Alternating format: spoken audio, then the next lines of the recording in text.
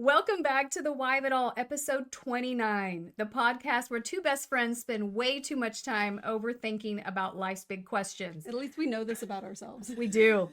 And today we're going to prove just how good we are at overthinking them. We are. But first, we want to acknowledge our new environment. Check out this fancy new backdrop, guys. Check it out. Melanie has worked really hard all week and has created this AI really cool, kind of looks like where we used to be, but not. And I think it's great. I'm super psyched. So what was going on before is we're guys, we're just brand new baby podcasters. Mm-hmm. This podcast isn't even paying for itself right now. No, So we're in the hole. We're in the hole. But it's a passion project. We're doing this because we love it.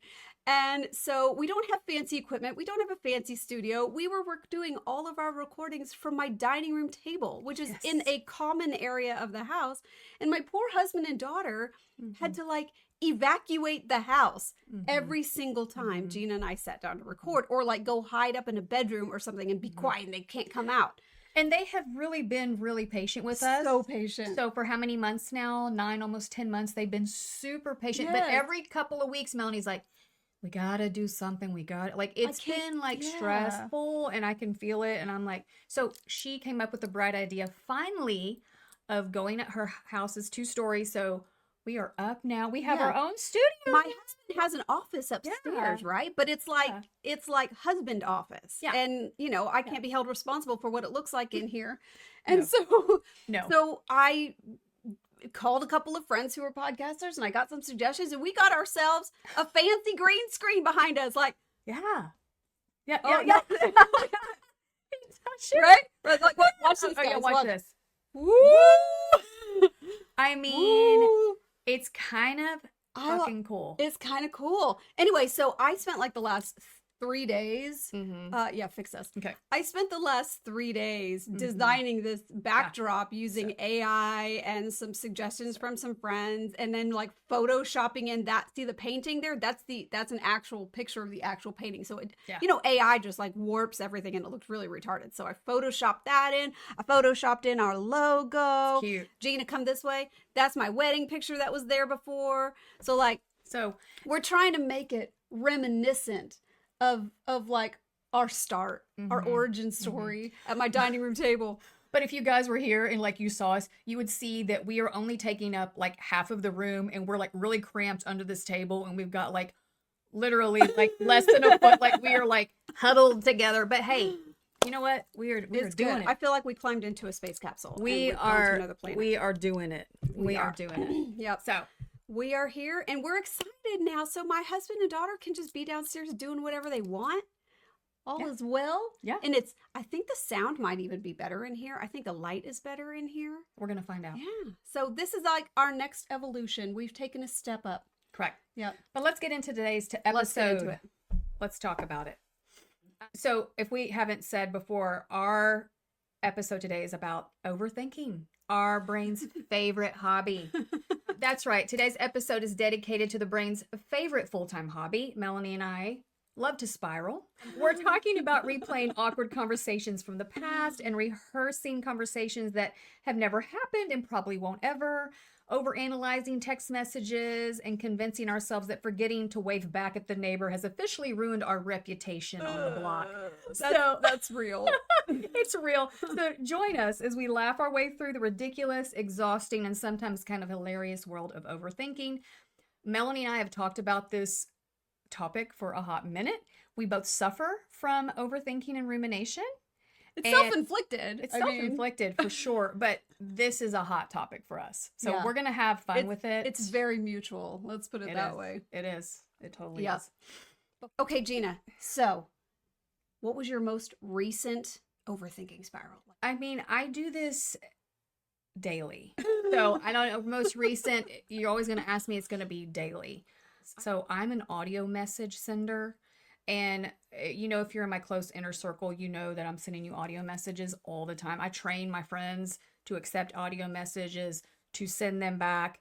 And usually when I'm in the car drive, it's just easier for me. So I will literally send an audio message in maybe 2 minutes, 4 minutes. I try to keep it under 5, not to piss people off, and irritate people, but I will literally go back and replay my audio message 2 or 3 times to make sure that I said everything right. I used the right tone in my voice, that I came off as how I wanted to come off. And yeah, so that is like a weird habit of mine that I do every day. I'm like being very vulnerable and admitting that I ruminate about my audio messages and I overthink them. Yeah. Now, once you've sent them, you can't change them. So you're telling me you re-listen to them after you have sent them? Oh, yeah. So just to torture yourself, because at that point, there's nothing you can do to change it. I listen to it as it's still downloading to send to you because it takes a little longer to send an audio message. You know, it like takes a while to process and download. I will listen to it before it even gets to you again a second time. So, yes. It's just pure torture. It's just self-inflicted. Yeah. So, Melanie, what is your most recent overthinking spiral? You know, it was funny, in the opening, you talked about, you know, ruining your reputation on the blog with the neighbors. I was walking down, we have a puppy now, so I'm like doing my morning walks as part of our routine with the dog. And I was walking down the street in our neighborhood and I see this guy coming towards me.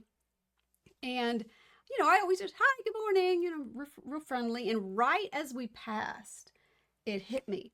I recognize that guy. And as I continued walking, I thought, well, maybe I just recognize him from the neighbor and then, you know, just from being in the neighborhood. And then a few steps later, I realized where I knew him from. Mm-hmm. He is the husband of the farmer that I get my raw milk and my eggs and all that stuff from. And then I spent the entire rest of the walk thinking, oh, he's going to think how rude I am. I didn't say hi. Mm-hmm. He's going to think, oh, she didn't even recognize me. Rude. I was like tail spinning. Like I was thinking, should I chase him down? Should I go chase him down the block and find him? I spent way too much time overthinking. But he probably didn't recognize me either. He just said hi and good morning too. So you ruminated about something that wasn't even... I don't know, but it probably was a non-issue. But I spent way too much time thinking how I came across. You know what I wonder? I just had a thought that we didn't really talk about during our show prep. Is this just a female thing? Do men do this? I don't think men ruminate like we do. Well, hold on. I know of at least 2 who do. Really? Yeah. Okay. So it's just a personality type. And in both cases, there are people who have struggled with anxiety. Okay. So it's without a doubt, overthinking, over-rumination as a habitual practice is definitely tied to nervous system issues and anxiety. Yeah, probably. And insecurity. Probably. Yeah. For sure. Yeah. Yeah. So let's talk about why we do it and the science behind it, because that's kind of interesting stuff, right? So overthinking is our brain's way of trying to keep us safe by preparing for every possible outcome. True. At its core, overthinking is the brain trying to problem solve without resolution. And that is what it feels like, doesn't it? When you're tail spinning, you're just going around and round and round in circles, doing the same thing, thought process over and over and over and over and over again. Yeah. Normally, when we face a challenge, the prefrontal cortex, the part of the brain that plans and makes decisions, teams up with our emotional center, like the amygdala, to process the situation and move forward. Mm-hmm. But when the brain perceives uncertainty, threat, or unresolved pain, that loop doesn't close. Mm-hmm. Instead, it just keeps spinning and searching for an answer it can't quite land on. Yeah. Yeah. So true. Neuroscience shows that rumination lights up what's called the default mode network. That's the part of the brain that activates when you're not focused on an external task. Basically, when your mind wanders. Mm-hmm. It's great for creativity and reflection, but when it goes unchecked, it turns into the hamster wheel of like what ifs and should haves and, you know, shoulda, coulda, wouldas, all that. What I do all day, every day. So psychologically, overthinking is tied to our stress response, which is what Melanie touched on just a minute ago. When the cortisol is up, say because of worry, trauma, or even chronic busyness, the brain gets tricked into thinking, if I just keep analyzing this, I'll feel safe. But ironically, the more we analyze, the less safe and calm we feel, which is so true. And here's the kicker. Studies show that rumination doesn't solve problems. In fact, it's linked to higher anxiety, more depression, and even physical health impacts because the body stays in a low-grade stress mode. And that's so true. I never actually solve the problem or get to my resolution when I'm doing the tailspin. It's when I finally just chill out and focus on something else that the little aha moment or the moment of clarity of whatever it is finally comes. That's what came to my mind too, is that I'll ruminate on it for whatever period of time I'm going to ruminate. And then the only way that falls off is if I put my focus on something else and the brain finally lets go, I guess. Yeah. The good news, awareness is the first step. So Melanie and I are definitely aware. We catch ourselves tail spinning. We can interrupt the loop with grounding practices, things like journaling, breath work, or simply shifting attention to the body. And that tells the nervous system, hey, we're safe. We don't need to keep running the same mental script. So the science says overthinking isn't a personality flaw. It's your brain doing its best to protect you, just overshooting the mark. And once you see it that way, you can meet it with compassion instead of frustration and start training your mind to step off the hamster wheel. But easier said than done, is it not? Yeah, I mean, I think it's important to just recognize when you're in it, though. And I think we're good at that. I think we've at least gotten there. We've gotten a lot We're better. good at recognizing that we're doing it.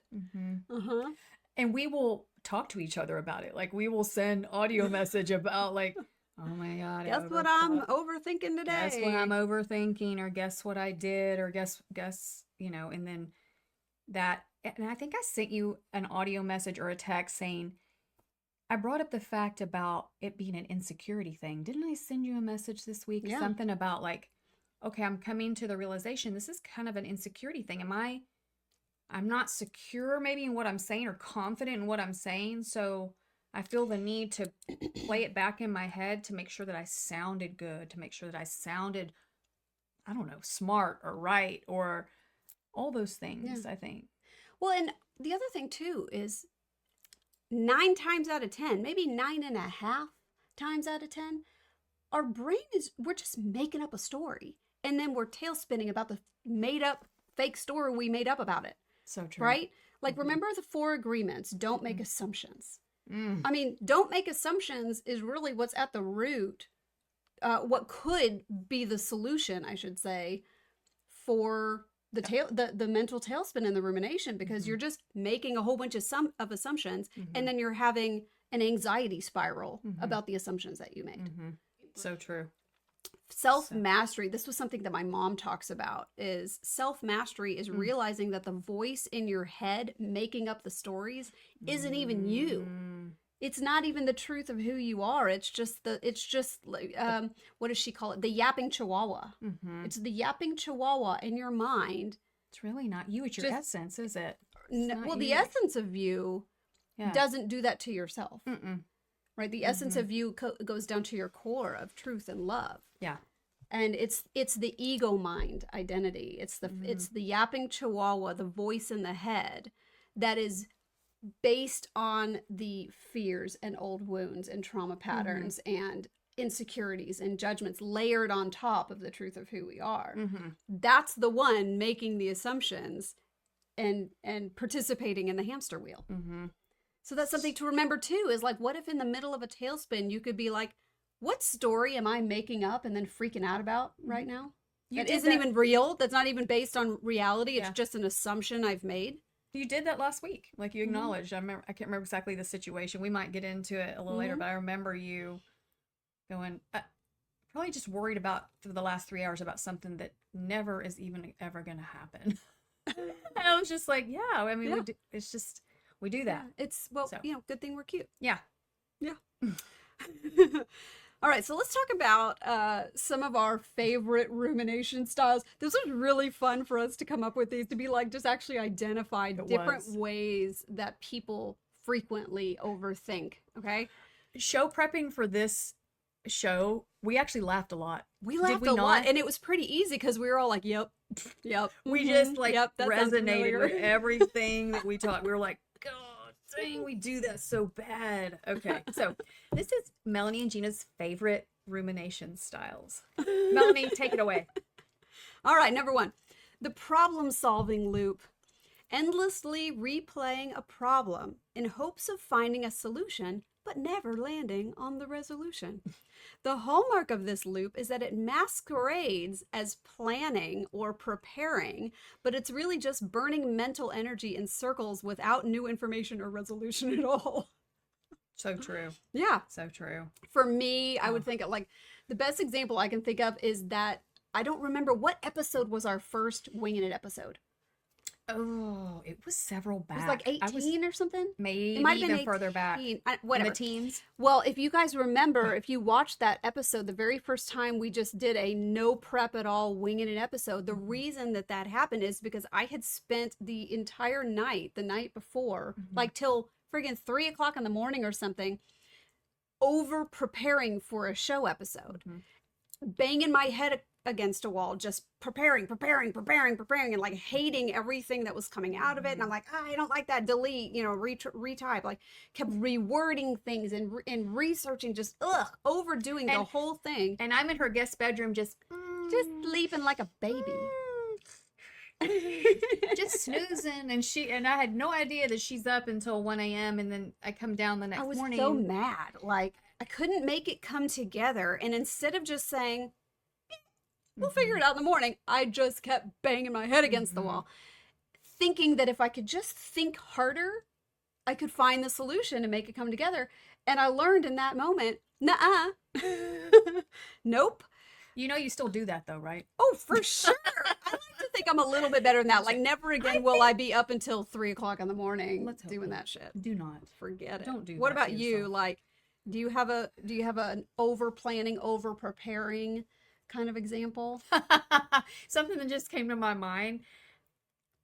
When you say over planning or preparing, like, I pack a knife in my car. And so I always, like, that knife is within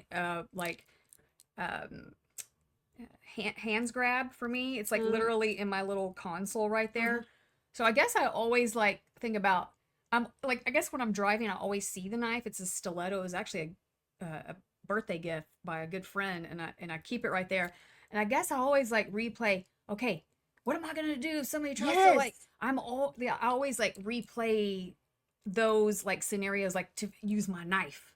So like on the end of it, it's got the thing where it'll crack glass. And so I'm like, okay, am I ever going to use that? And how am I going to do it? And if I stab somebody, is the blood it's going to get on me, and it's going to come out of my hands. It's going to stab me too. And like, oh my God. Yes. I can't believe I'm admitting this, but yes, I have those like over planning thoughts. Like, okay, if somebody's going to carjack me right now, I'm at the gas station.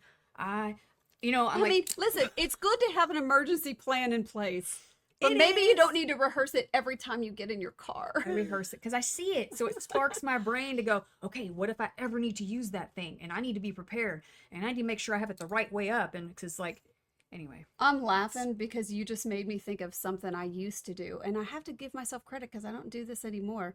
But okay, I don't know. How long ago was The Walking Dead series? That was like a decade ago, right? Yeah, at least a decade. All right, so when The Walking Dead was super hot, right, and everybody was watching it, I was convinced that there would probably actually be a zombie apocalypse of some sort. You like weirdo. Not actual zombies, but some sort of apocalyptic doomsday something. And driving around, I would make mental notes of where there were horses in pastures. Like, I'm an equestrian. I grew up on horseback, so I'm really good with horses. But I would make mental notes about things like, oh, if the doomsday scenario happens and we're all living in Walking Dead times, or like, whatever. I know where those horses are. I'll go steal those horses. They'll be dead anyway. The owners will be zombies, so I'll just go steal those horses. They're perfectly good horses. Or like I'd be driving past like some sort of commercial facility that had like big, strong brick walls, or like chain link fence with razor wire on the top. I'm like, oh, that would be a good place to set up camp where the zombies couldn't get us in there. Like, I used to think about that sort of thing, but like habitually. I do too with the knife. Over planning and preparing guides for a scenario that is extremely unlikely to ever occur. It is for sure 100% unlikely. Yeah. Do you believe in zombies? No, I don't. Okay. But it was we need to have this conversation, Melanie. But it was just like Well, first of all, it was an indication of where my nervous system was at the time of like needing to be Oh, safe, needing to yes, protect myself yes, and yes. Do you still prepare for every scenario that could ever possibly happen. Do you still have zombie fantasies currently? No, that's what I'm Okay. saying. I haven't had those in Okay. a really long time. I'm feeling much better about life. Yay. guys. Progress. Okay. Okay. All right, here's the next one. Yeah. Regret and past replay. This is probably my biggest one. Okay. Okay. Revisiting past mistakes or should-haves, often accompanied by guilt and self-criticism. The mind gets stuck trying to rewrite history, which is retarded because you can't. Let's talk Like, about. you flat out can't. We both suffer from the text spiral. Yeah. Talk about. So, okay, this is funny because we put in like they used a period instead of like a exclamation. Do they hate me? Do they Like- hate me? Or like- for me, like if they use no punctuation at all, it's like, do they even care? Do they even care about me? Or me, like I'm very charismatic on my text thread. If you know me, I'm always using emojis and exclamation points. And sometimes like I use exclamation points, like that's part of my texting. That is in lieu of a period. Mhm. When I use a period, I feel like I'm like this.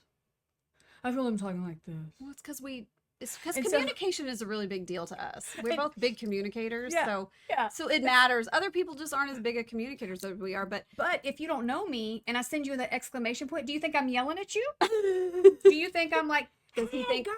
does he think I'm yelling? You know, like, do you think I'm yelling? Yeah. So again, this Anyway, is rehashing old stuff that you already did. Like if you already sent the text, what is the point of rehashing it and overthinking it? For me, it's tends to be about old, like for some reason you have got a major hang up around text messages. I do. For me, it's more about conversations I've had with people or interactions that I've had one-on-one. Mm-hmm.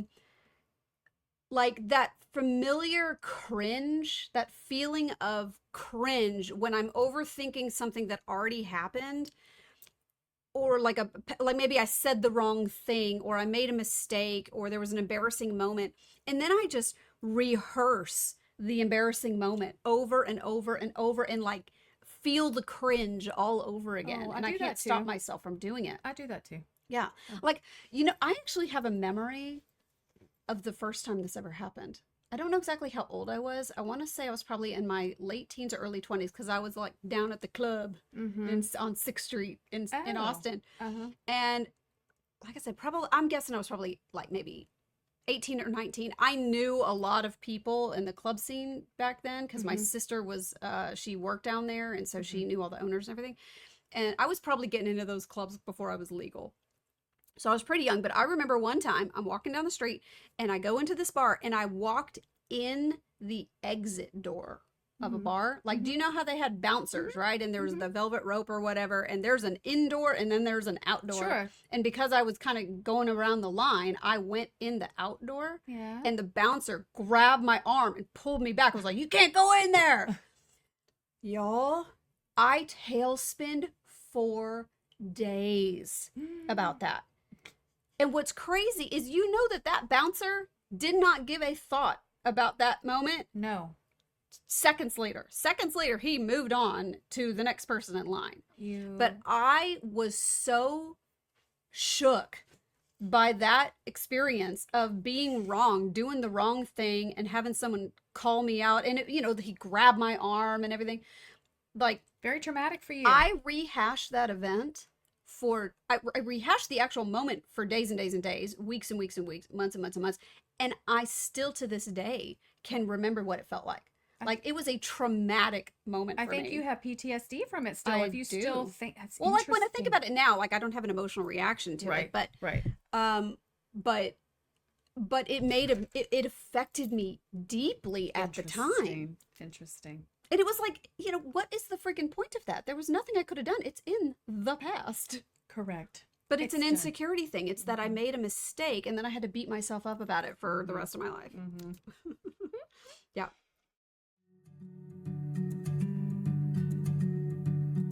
Hey everybody, it's Melanie from The Why of It All. You guys already know Gina and I are passionate about healing mind, spirit, and body. And that's why we're proud to be sponsored by a brand whose passion for wellness runs as deep as ours, Tulip Blooms. Tulip Blooms is a family-owned American small business that handcrafts a variety of small-batch premium skincare products, such as their original flagship product, Rainfall. Rainfall is a luxurious, lightweight face and body lotion made with soothing aloe vera and a powerhouse blend of cold-pressed botanical oils like jojoba, rosehip, and evening primrose. Rainfall is my go-to daily body lotion. I love that it's made with only the highest quality of pure, clean, natural ingredients. There's no synthetics at all, and it absorbs quickly, delivering lasting hydration without any greasiness. There are many scents to choose from, even unscented, but my favorite is rose geranium. Rainfall is gentle enough for the face, nourishing enough for the body, and the perfect daily go-to, especially after sun exposure when your skin craves extra care. Visit tulipblooms.shop and use our exclusive promo code HEAL, that's HEAL, at checkout for 10% off your order. All right, so here's the next flavor of rumination. Future catastrophizing. This is the what if spiral. Obsessing over possible outcomes, catastrophizing scenarios that haven't happened, and imagining the absolute worst case scenario. Like, do you ever do that? Yeah, it's every time my son is in high school and he plays football, and he got a concussion last year, and that actually traumatized me. That when that happened and he had to go to the hospital and get his head checked, like now I have severe anxiety when he plays. Same thing with him too. When he was about 4 years old, he was eating a marshmallow and he choked on the marshmallow, and I had to do the Heimlich on him. And so, first of all, after that, he never ate another marshmallow at my house because I was so traumatized from. So you were more traumatized than he was. Oh yes, he's probably gonna remember. But so I always, anytime he goes, like he just had a game a couple of days ago, and I wasn't able to attend, but I'm always future thinking about, oh my God, please, what if he gets hit really hard? What if he gets hit in the head? Like I'm always playing out that scenario in my head, which really, when it comes down to it, I have no control over the scenario. And so I have to catch myself. I do, because I will go down a dark road for a little bit and be like, you know, it like you said, it brings up the anxiety in me. It brings up the panic. And I have to tell myself, Gina, God is keeping him safe. Say my little prayers. God protect him, keep him safe. And then after that, I just have to, but yes, I think that's what that's talking about. Well, and the thing too, you know, it stops you from being present in the moment. It stops you from being present there and being at the game and being able to just be a happy, joyful, supportive, loving mom there to support her little man out on the field. It strips that because you're so overwhelmed with what if, and so I think that's when it comes to my child. I guess that's why I really future catastrophize. Yeah, and you know, for me, I don't feel like I do the future catastrophizing thing. Although I did just tell you guys a story about how I used to imagine zombie apocalypses like they could actually happen. Right. But I wouldn't say I do the catastrophizing. I imagine potential scenarios, but it's not necessarily like worst case scenario in general. The zombie apocalypse probably being the one example of the exception there. I do know people who do, though. Like, I have people in my life who actually think that it's a benefit to them. Like, I've had conversations where I'm like, don't you feel like you should be focusing on what the good things that could potentially happen? And their response is no, because if I workshop and pre-plan and prepare for the absolute possible worst case scenario, then I'll be prepared for anything. And I'm like, okay, but your tail spinning. Yeah. You're not like neutrally planning for the worst case scenario with neutral emotional response. You're freaking out. Yeah. I think that's that comes down to mindset too, right? Exactly. So, and then you get sucked down into that, and your focus on the worst case scenario is going to interfere vibrationally with your ability to draw in the best case scenario. 100%. Right? 100%. Yes. Yep. Yeah. So self-criticism and the shame spiral is another example. turning rumination inward with thoughts like, I'm not good enough. Why did I do that? Like the looping. Why did I do that? What's wrong with me? Mm-hmm. That feeding of this low self-worth and anxiety. Mm-hmm. Yeah, for me, that usually looks like ruminating on something that has already occurred and going through I should have said it this way. Mm-hmm. I should have done it this way. I meant to say this and I forgot. Mm-hmm. You know, for me, that was happening for a while. I'm thankfully not doing this anymore, and I feel really good about that. It was a big step for me on when I would go on as a guest on other people's shows. And then after the show was over, I would sort of, you know, abuse myself and self-flagellate over all the things that I should have said that I wished I hadn't had, or the things that I did say that I wish I didn't say, or I could have worded it another way, and just being so overly critical about myself. I think the more that we've been on the podcast, this is why we started the podcast, guys. This is great. We're having good aha moments here, but I think it's taken time for you to build your confidence. I think that takes time to build confidence. I mean, when you're new at something and you're an amateur and we are figuring out every time we do this and we come together and we make content for you guys, we learn something else about ourselves, about the show, what we can do to make it better. And so I think that's just you gaining more confidence in your craft. Absolutely. Right? And you know, you're more confident. You know what I was talking about with Violet last night, my daughter? We were talking about what is courage. I wanted to know what her point of view on is courage the absence of fear, or is courage being nervous about something and doing it anyway? And I was really pleased to hear her say, no, it's when something feels scary, but you do it anyway. Yep. And that's what we're doing. Yes. We are two people who are, I mean, part of my purpose in life, I think one of the reasons why I'm here on a spiritual level is to overcome what is probably lifetimes worth of insecurity. And put us making the deliberate choice to put ourselves in situations that trigger that so that we will get over it and heal takes a lot of courage. It does. Yeah. And we're doing it. We're doing it. We're getting there. We're doing it. Let's talk about a few more little rumination styles. So revenge fantasies, anger replay. You know, I guess I've had this a little bit. Rehashing conflicts, imagining what you would have said or will say next time, fueling ongoing anger and resentment. It's almost like, for me, it's like it can come in the form of, well, I'll step back to the abusive relationship that I was in. When somebody pushes you to the point where you blow up in anger and somebody gets you to that point, which it takes a long time for me,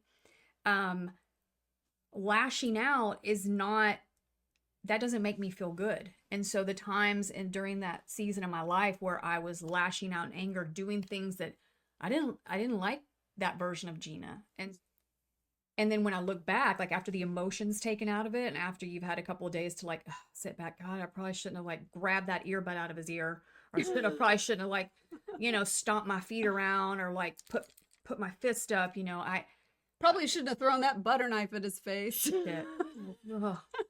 That didn't actually happen. No, that didn't actually happen, but don't tease me with a good time. You know what I did do though? What? About 25, maybe 30 years ago with my first boyfriend, is I threw a pair of cuticle nippers at him and they stuck in the wall behind his head. He got lucky.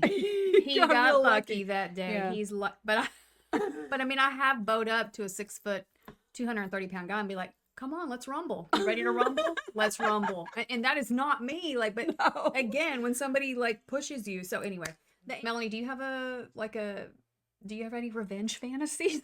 I really don't. I'm not a vengeful person. No, I really am not a vengeful person. We're not.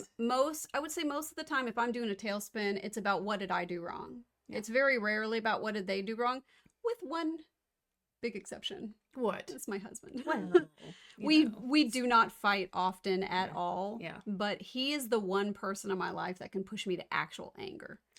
But it's because you pick the partner that you choose is the perfect partner to trigger your deepest shit. Absolutely. And in our case, we have a wonderful relationship. So he's a safe person he is. for me to blow the F up at. He is, because and he knows how to do it too. Because he doesn't. But he's a slow and steady guy. He is. He is so steady, and typically is not.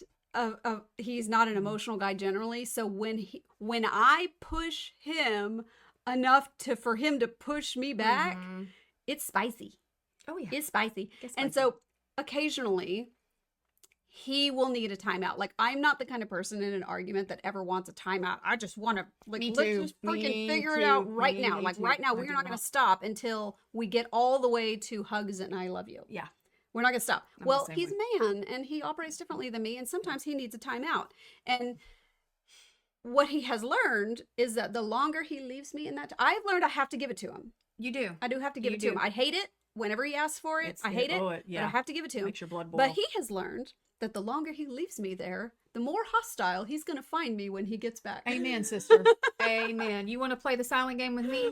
Bring it. Fine, but I'm going to be thinking all kinds of thoughts while you're over there cooling down, not thinking anything. You'll be ruminating. I will be. The whole time he needs a time. You're not going to like what you get when you come back. So I would say I'm never doing revenge, but in that moment when I'm very angry, I'm ruminating about all the things I have to be angry about and perfecting the way I'm going to deliver that anger by the time he comes back.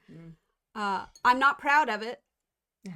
Not proud of it. Relationships trigger your deepest, you know. They do. It is something we're working on, and to my husband's credit and my credit, we put a lot of intentionality into over the course of our relationship. We've been married for, how long have we been married? 12 years now. We have learned over time how to communicate better and better and better. And we're not perfect yet, but we've gotten to a point now where most of the time, if there is any kind of conflict, we're very kind and respectful in the way that we deliver the message. It's rare that we blow up. Maybe we need to have a whole episode on that. Yeah. Conflict. Maybe he should join us for that. Maybe he can be our guest. I don't know if he'd be willing to do that. Maybe. All right, let's keep moving. Identity spiral, where your mind gets stuck circling big questions about who you are, why something happened, or what your life even means. It usually shows up after a big disruption like a breakup, job loss, a trauma, when the old version of yourself feels shaky. Instead of leading to clarity, you get stuck on endless why questions. Why did this happen to me? Why can't I fix this? I resonate with this. At first, when we did show prep, I didn't, but now that I'm thinking about it, why am I like this without moving toward clarity? On the surface, it feels deep, but in reality, it's the brain's searching for solid ground and not finding it. So it loops harder and harder. Yeah. You know? How do you identify with this? Do you identify with the identity spiral? Absolutely. I mean, there have been multiple times in my life where I felt like I was at some kind of a crossroads and I knew that I needed to walk away from some things and step into something new, but it was before I knew what the new thing was. And I would spend far too much time in that overthinking spiral going. It was almost like I was just overthinking. I don't know what to do. I don't know what to do. I don't know who I am. I don't know what I want. I don't know what to do. I don't know what to do. And just stuck on the replay of that. And my brain would find one potential solution. And then I would overthink the potential solution and talk myself out of it. And then I would find another one and talk myself out of that one. And I would just end up being stuck in the cycle of I don't know what to do. Yeah. So that resonates with you. I think the identity, after that traumatic abusive relationship, finding my sense of self again is part of that. And so when you're in a traumatic abusive relationship, you don't know yourself anymore. So your identity is really stripped away from the abuse, the months and months and years of abuse. And so finding myself again, I think I traveled through all that identity spiral. Who am I? What do I stand for? What's my opinion on this? What do I want to do? How do I want to feel? And protecting my peace, I guess, started to trump, the relationship. And I'll use my example. In those states, when I'm stuck in, I don't know what to do, I don't know what to do, I don't know what to do, I don't know what the right choice is, I don't know what the right choice is, I don't know what's right for me, I don't know how to get there. When you're stuck in that, those are statements that you are broadcasting. And as long as that's what you're broadcasting, that is where you will stay stuck. And I found in almost every scenario, once I caught myself and realized that I was in that rumination tailspin, the only choice in that moment is to stop. I did it. I see myself doing it and just stop and step away and shift my focus. And then I can start to slowly get to the point of, okay, I don't know what to do right now, but I trust that the right scenario is going to become clear to me. I know that if I let go of, I don't know what to do, it opens the door to knowing what to do, even showing up. Absolutely. 100%. Right? Just takes a little time. So, and letting go too. Yeah. Another rumination style, comparison loop. So replaying how others are doing better, fueling envy, inadequacy, or endless mental comparisons. I don't know if I really resonate with this one much, but it might be, it might resonate with our listeners. Do you resonate with that? A little bit, not too much. I don't think it's really. Yeah, there's maybe a few scenarios in life. Yeah, but, me too. But not too much. That doesn't like. But I know a lot of people are stuck in that. A lot of people are very much stuck in envy and comparing themselves to everyone else. Yeah, that's super common. Yeah. And the last one is health body rumination. So fixating on symptoms, aches. What if something's wrong with me, which often increases anxiety and physical tension. I think I've gotten a lot better. I know for me personally, but I've definitely suffered with hypochondria in the past, and just ruminating and just continuing if something's physically wrong, and just like yeah, I used to suffer with that. This was a huge one for me for a decade. It was. And it was something that I learned once I started doing the limbic retraining and starting to actually heal my nervous system. One of the things that I learned along the way through my limbic coach is that when you are constantly focused on your symptoms, and what I mean by that is you wake up in the morning and the very first thought in your head is symptom check. Before you even get out of bed and put your feet on the floor, it's how am I feeling in this moment? And then you shift your body to get out of bed and you're thinking about how your back hurts. And then your feet hit the floor and you stand up and you're recognizing how you've got pain in your hips and the bottoms of your feet too.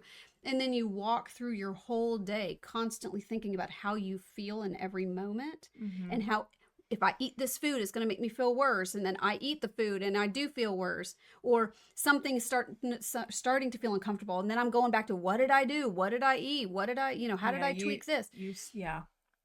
It's huge. That body rumination quite literally traps your nervous system in that fight or flight mode. Correct. In defense mode. It keeps your brain stuck in pain, or whatever your symptoms are.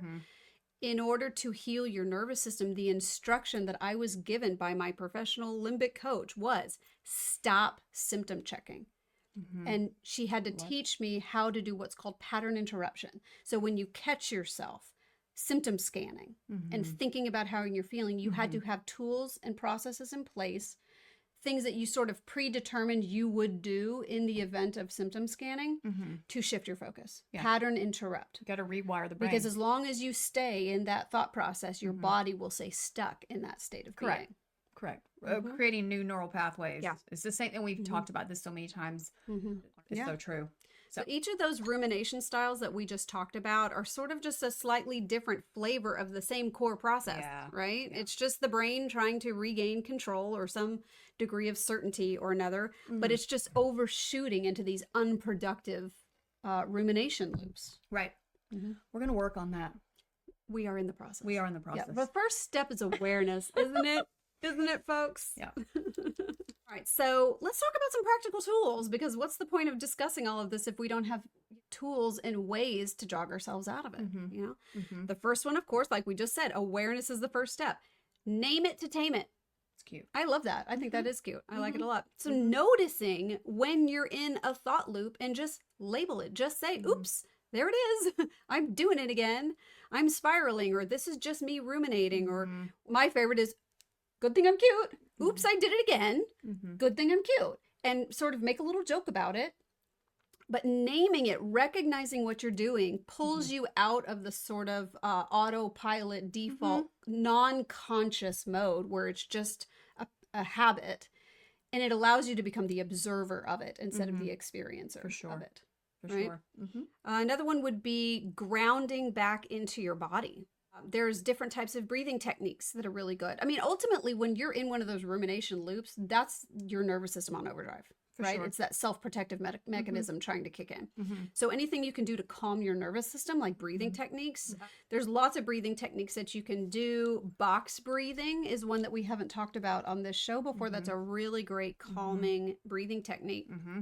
Where you basically inhale for 4 seconds, hold for 4 seconds, exhale for 4 seconds, hold for 4 seconds, right? And you just do that again and again and again. I think the general rule of thumb is 8 to 10 rounds of that, but you can do it all throughout the day. It doesn't take long at all. Nobody even knows you're doing it. You can do it at your desk. You can do it in the car. You can do it in the grocery store. It's a really great calming technique. There's also the 24-hour rule. And this is one that I've never experimented with. Have you? Oh, yeah. You have? I just think I've heard this advice multiple times throughout my life, and it can take you out of that rumination loop. So if like what you're thinking about is not going to matter in a day or a week or a year from now, let it go. You know, you have to ask yourself, sit back and ask yourself, is this going to matter tomorrow? Yeah. And I think the things that we worry about sometimes, and I don't know how to word this exactly right, but what I'm trying to say is that what we think people think about us don't even, like, half the time that people have already moved on. Like, people have already, we think way too much about ourselves sometimes. Like, sometimes I'm like, Gina, those people don't care as much as you think nobody they care. cares. Nobody gives a shit. So, you know, and this is me speaking to myself. Like, that audio message, the person I sent you maybe didn't even listen to the whole damn thing. They probably just heard it and was like, eh. Or it literally didn't even occur to them, whatever it is that you're freaking out and tailspinning about. It never even crossed their mind. Also, the talk it out. You know, write it down, record a voice memo, or share it with someone you trust. That's what we do. That's what we do. So Gina and I are talking out people. we are talking out people. This is why we have a podcast, because we like to gab. And I will say, almost always, if I'm in my head going on and on and on about something, and then my husband comes home and I talk to him about it, once I'm done talking with him about it, I'm done. Yeah. It stops the cycle. Stops the loop.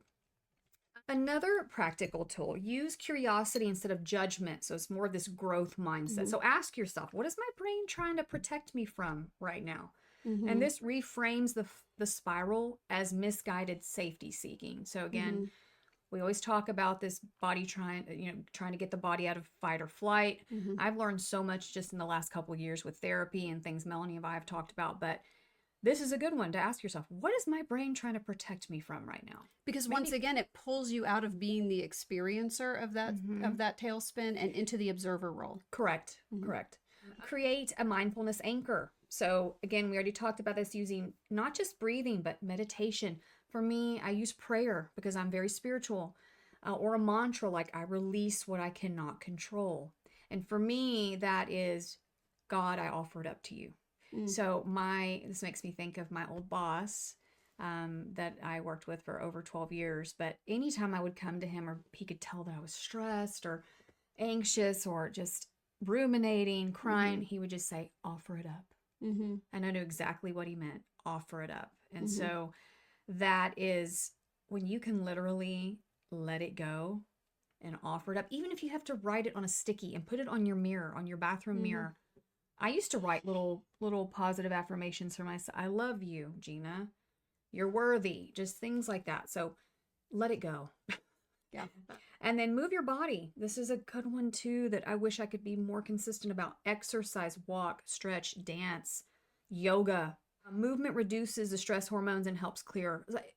That is so true. If you are ruminating and you are in the thick of it, get up and take a walk. Yeah. Get up and take a little breather. That does so much for the nervous system, and it switches the brain. It gets the brain out of. It's the same thing. It's just well, one it's of those. more empowering when you're being active. Being active is a more empowered state.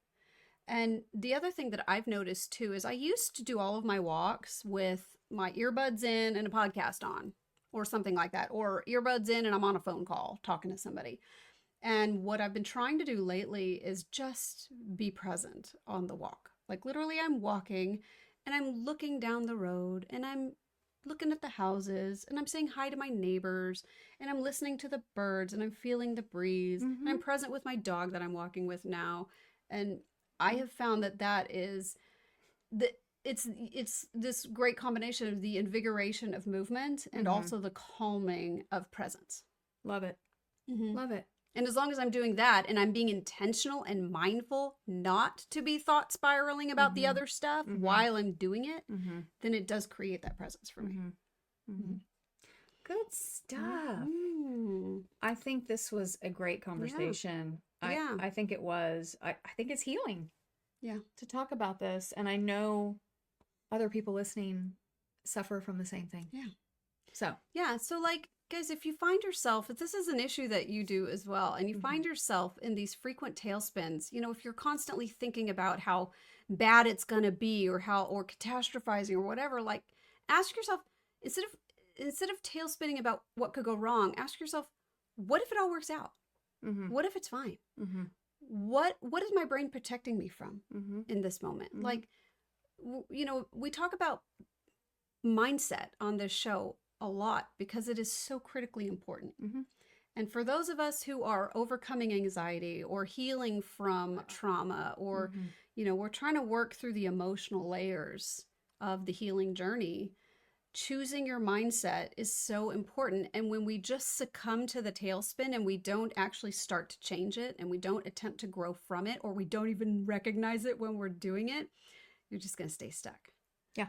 So we hope that this episode gave you some tools, gave you some resources and some things to think about. If you resonate with us, let us know.